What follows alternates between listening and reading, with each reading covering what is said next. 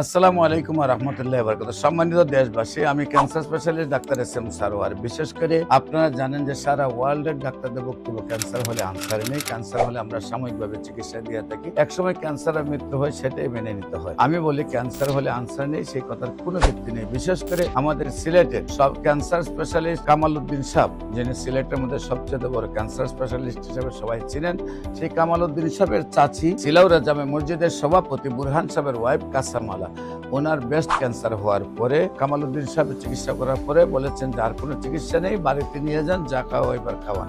তারপর আল্লাহ রসুল সহমতে চিকিৎসা করেছি। কাসামালা বুরহান সাহেবের ওয়াইফ, আপনার সিলেটের আপনার ক্যান্সার স্পেশালিস্ট কামাল উদ্দিন সাহেবের স্ত্রী আল্লাহর রহমতে সুন্দরভাবে সুস্থ হয়েছে। আজ থেকে আরো 20 বছর আগে। আপনাদের সবাইকে বলবো, ক্যান্সার হলে আনসার নেই, সেই কথার কোনো ভিত্তি নেই। ক্যান্সার সম্পূর্ণরূপে সুস্থ হয় যে কোনো প্রয়োজনে। ক্যান্সার এ টু জেড সকল ক্যান্সারই ভালো হয়। যে কোনো প্রয়োজনে আপনার স্ক্রিনে দেওয়া নম্বরে যোগাযোগ করুন। সবাইকে ধন্যবাদ। আসসালামু আলাইকুম ওয়া রাহমাতুল্লাহি।